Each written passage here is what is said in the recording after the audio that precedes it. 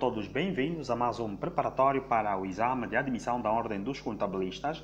Desta vez estarei a falar de um assunto diferente, não contabilidade financeira, mas contabilidade de gestão. E o tema deste mock tem a ver com perdas normais e perdas anormais. Vamos entender melhor esse conceito, mas para isso vamos ver o nosso exercício. E o exercício foi tirado no mock de junho de 2019. O exercício é o exercício número 5, a versão A. O exercício número 5, a versão A, diz o seguinte: a ordem de produção número 100/2018, 10.000 unidades, modelo AA, totaliza no final de um período contabilístico um montante de custo de produção no total de 158.760 kwanzas. Os serviços fabris definiram que os defeitos normais possam atingir 2% da produção lançada em fabrico. Num período, obtiveram-se 250 peças com defeito, cuja recuperação não é viável, pelo que. O segundo exercício é o mock de julho de 2019, o exercício número 7, versão A. A empresa Beta fabrica produtos de série que vende para as indústrias do ramo automóvel. Em 2018, foi lançado em produção a ordem de fabrico 123/2018, 10.000 peças do modelo XYZ, que teve de custo de produção 88.200 kwanza. Sabendo que os defeitos considerados normais pela fábrica atingem 2% da produção lançada em produção e que num período se obtiveram 300 peças com defeito que não foi possível recuperar. Parece confuso, não é? Mas eu garanto que depois de entender a resolução destes exercícios, poderá sair a pular. Para resolvermos estes exercícios, vamos primeiro entender alguns conceitos teóricos. E o primeiro conceito a se levar em conta são os gastos. Gastos é definido como a aquisição de um bem ou serviço que gera um sacrifício financeiro. Desembolso. Ou seja, o sacrifício financeiro é designado por desembolso para a entidade. Já o desembolso, mas antes de irmos para o desembolso, precisamos entender algo. Então, gasto é toda aquisição de um bem ou um serviço que suscita que a empresa faça um sacrifício financeiro, que suscita que a empresa faça um desembolso. O que é isso, desembolso? Desembolso acaba sendo o pagamento que resulta da aquisição de um bem ou serviço. Portanto, quando nós adquirimos o bem ou serviço, ela é um gasto. Quando nós efetuamos o pagamento, quando nós realizamos o pagamento resultante desta aquisição, portanto, estamos diante de um desembolso. Então, vamos entender os diferentes tipos de gasto. Existem 4 tipos de gasto. Temos o investimento, temos o custo, temos as despesas e temos as perdas, que também considero como resultados acidental. Vamos definir cada uma delas para percebermos melhor. Lembra, estamos a falar destes conceitos porque pretendemos resolver aqueles 2 exercícios que ficaram pendentes. E quando se fala, por exemplo, de tipo de gastos, logo falamos de investimentos, custos, perdas e despesas. Então, o investimento é a aquisição de um ativo para a empresa. E estes ativos, muitas das vezes, os benefícios são atribuídos futuramente. Por exemplo, uma matéria-prima, uma mercadoria, um ativo não corrente, estamos a falar de máquinas, todos aqueles equipamentos ou materiais que são usados para a produção de bens ou para a prestação de serviço ou comercialização do mesmo produto, ou comercialização, estamos a falar de mercadoria. Então, quando eu adquiro este produto e coloco no meu estoque, logo ela vai fazer parte do ativo, fazendo parte do ativo, ela acaba sendo um investimento. A matéria-prima, quando vai para o armazém, ela acaba sendo um investimento. A mercadoria, quando vai para o armazém, embora houve um desembolso, nós já falamos que desembolso é o pagamento resultante da aquisição de um bem ou de um serviço. Então, como houve um desembolso, mas esse desembolso foi convertido para um ativo. Logo, matéria-prima, mercadoria e outros ativos não correntes acabam sendo um investimento no que concerne a contabilidade de gestão. Vamos falar do outro tipo de gasto que são, portanto, os custos. O custo é o gasto que está diretamente ligado ao fim da empresa ou à atividade da empresa, ou seja, aqueles gastos relativos à aquisição ou produção de um bem. Nós falamos no início, quando nós adquirimos ou compramos uma matéria-prima, ela vai para o armazém, logo é investimento. Quando é requisitado do armazém para a produção de um bem ou de um serviço, ela acaba sendo um custo. Então, este conceito está bem entendido, por isso é que eu usei como um exemplo quase as mesmas coisas que estão no investimento. Por exemplo, a matéria-prima acaba sendo um custo quando é convertido para a produção de bens e serviços. A mercadoria acaba sendo um custo quando ela é vendida. Temos também como custo a mão de obra direta, que é designado como MOD, mão de obra direta. Temos também os gastos gerais de fabrico, temos também a depreciação da própria máquina. Então, todos estes entes, todos esses itens que são usados na produção de bens ou prestação de serviço, então são considerados como custo. Por outro lado, existem as despesas. Eu depois vou falar dos tipos de custos, pois sabemos que os custos estão repartidos em dois, mas vamos falar primeiro das despesas. E as despesas são gastos com objetivos de gerar ou obter receitas. São todos os gastos com objetivos de gerar ou obter receitas. Ou seja, toda aquela atividade, toda aquela atividade que portanto tem como fim a contribuir para a obtenção de receita, então nós chamamos de despesa. E as despesas podem ser fixas ou variáveis. As despesas fixas, por exemplo, são aquelas que não variam em função do volume de venda. Ou seja, se eu vendendo ou não vendendo, eu tenho que pagar.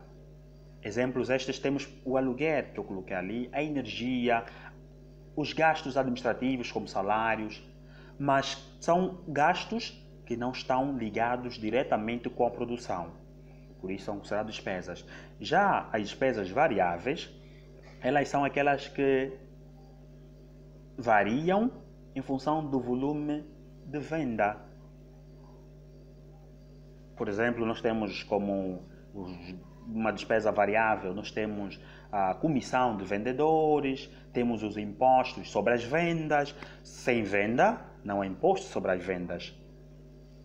Sem vendas, não há comissão de vendedores. Assim como despesas estão divididas em despesas fixas e variáveis, os custos também estão divididos em custos fixos e custos variáveis.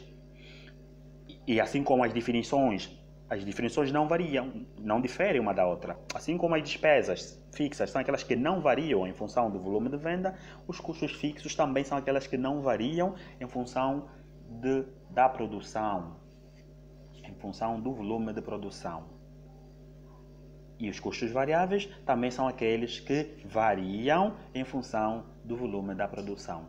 E eu nos próximos vídeos, como temos nos mocks exercícios relativamente a este assunto sobre custos e custos variáveis, comportamento dos custos fixos e os custos variáveis, comportamento dos custos fixos face aos custos unitários ou custos variáveis face aos custos unitários. Então eu depois estaria a fazer um outro vídeo que desbruçará exatamente sobre esta questão. Mas como o nosso foco é entendermos sobre perdas, e eu trouxe aqui vários tipos de gastos, porque nós falamos que quando se fala de gastos, estamos diante de investimentos, custos despesas e perdas.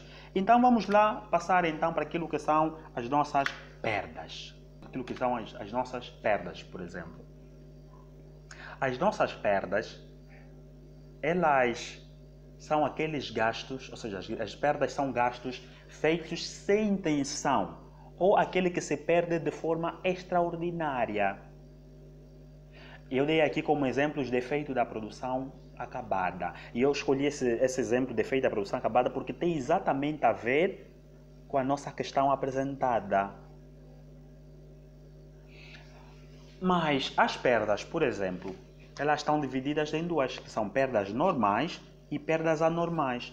As perdas anormais é esta que eu acabei de definir, que são aquelas que são feitas sem intenção e ou aquelas que se perdem de forma extraordinária. Estas perdas anormais, de facto, não são recuperáveis. Não sendo recuperáveis, elas acabam indo logo para as demonstrações de financeira. O contrário das perdas normais, as perdas normais são gastos que embora seja sem intenção, mas elas são previsíveis. São previsíveis de modo que a empresa é capaz de recuperar essa mesma perda nos custos do produto, né? Que nós consideramos como CIPA, custo industrial dos produtos acabados. E eu escolhi o mesmo exemplo de efeito da produção acabada. Por norma, é estabelecida uma taxa percentual para aquelas despesas ou para aquelas perdas que são consideradas normais. E no exercício que nós tivemos, houve exatamente esta percentagem de perdas normais. Encontramos as percentagens de perdas normais como a de 2%, por exemplo. Então, conseguimos entender estes conceitos. Agora que conseguimos entender estes conceitos, vamos então para a resolução. Para a nossa resolução, eu preparei o nosso mapa habitual, que é o nosso mapa em Excel. E como os colegas conseguem ver, eu separei aqui exercício 5 e exercício 7. Exercício 5 do MOOC de junho, conforme consta aqui, e o exercício 7 do MOOC de julho. Eu separei também alguns pontos como resolução. Eu coloquei aqui alguns como perda normal, quantidade produzida normal, CIPA unitário, ou seja, custo industrial do produto acabado unitário, e por fim, resultado acidental. Por que eu escolhi estes 5 tópicos? Porque são de fato a maneira certa, né, ou o mecanismo que eu escolhi para, portanto, encontrarmos o nosso resultado acidental. Vamos entender melhor como elas podem ser encontradas. Como podemos encontrar o período normal, ou a perda normal e a quantidade produzida normal, e o CIPA unitário e o resultado acidental. Eu separei, portanto, umas fórmulas para ajudar na resolução. Essas fórmulas é para apenas entenderem aonde queremos chegar. E, portanto, as fórmulas dizem o seguinte: a perda normal é igual à quantidade produzida vezes a percentagem de perda normal. Já a perda anormal é a perda anual menos a perda normal. A quantidade produzida normal é a quantidade produzida total menos a perda normal. Já o CIPA unitário é igual ao CIPA total, ou CIPA, o custo industrial de produtos acabados, a dividir pela quantidade produzida normal. O resultado acidental é, portanto, o nosso CIPA unitário vezes a perda normal. Então, como conseguiram verificar, cada item colocado faz referência à outra, ou seja, estão interligadas. Não podemos encontrar a perda normal sem calcular a percentagem normal. Não conseguimos encontrar, por exemplo, a perda anormal sem calcularmos a perda normal. Não conseguimos encontrar a quantidade normal sem calcular a perda normal. Não conseguimos encontrar o CIPA unitário sem termos a quantidade normal. Logo, não conseguimos encontrar o resultado acidental sem termos o CIPA unitário. Então, elas estão interligadas. Vamos então, depois de entendermos as fórmulas, vamos agora passar na resolução. Como dissemos, a perda normal será igual, portanto, à nossa quantidade produzida, e nós temos aqui a quantidade produzida que são 10.000 peças, quantidade produzida vezes a percentagem de defeito normal, né? A percentagem de perda normal, que são neste caso 2%. Assim sendo, a nossa perda normal é igual a 200 kwanzas. Como dissemos, a nossa perda normal acaba sendo a perda do período, né, ou o defeito do período, menos a nossa perda normal. O defeito do período é, neste caso, igual a 250 peças com defeito. Como temos aqui, obtiveram no período 250 peças com defeito. Então, a nossa perda normal será igual a 250 peças menos a nossa perda normal. Então, nesse caso, nós temos uma perda normal de 50 unidades. É normal perdermos 200, mas é anormal perdermos 250. Logo, a nossa diferença de perda anormal é 50 unidades. São 50 unidades. A nossa quantidade de produção normal, conforme dissemos, é igual à nossa produção total, que são as 10.000 unidades, vezes ou menos a nossa produção ou a nossa perda normal. Então, neste caso, a nossa quantidade produzida normal são 9.800 kwanza. Tendo a nossa quantidade produzida normal, nós vamos ter o nosso CIPA unitário. E o nosso CIPA unitário é nada mais nada menos que o nosso custo total, que são 158.760 kwanzas, 158.760 kwanzas, portanto, a dividir pela nossa quantidade produzida normal. Tendo a quantidade produzida normal, podemos então calcular o nosso resultado acidental. E o nosso resultado acidental não é nada mais, nada menos que a nossa perda anormal vezes o nosso custo, ou o nosso CIPA, custo industrial de produtos acabado. Assim sendo, temos como resultado acidental, que vão logo para a DR e são registrados a débito, um valor de 810 kwanzas. Conseguimos então encontrar o nosso resultado acidental. Agora estamos em condições de resolvermos o exercício seguinte. E acredito que será fácil para os colegas. Se possível, coloque uma pausa no vídeo e resolva este exercício. Vamos então para a resolução do segundo exercício. Vamos seguir o mesmo método. Produção ou perda normal é neste caso a produção total vezes a percentagens que são também 2%. Vezes a percentagem que são também 2%. Assim a nossa perda normal será 200 unidades. A nossa perda anormal será, conforme o exercício, a empresa teve como defeito normal, ou como defeito 300 peças. Então, nesse caso, o defeito anormal será 300 peças menos a nossa perda normal. A nossa quantidade produzida normal será, portanto, a nossas 10.000 unidades produzidas menos a nossa produção normal, ou a nossa perda normal. O nosso CIPA unitário, mais uma vez, é igual ao nosso custo total, que são os nossos 88.200, a dividir pela nossa quantidade produzida normal. E o nosso resultado acidental será nada mais nada menos que a nossa perda anormal vezes o nosso CIPA vezes a nossa perda anormal.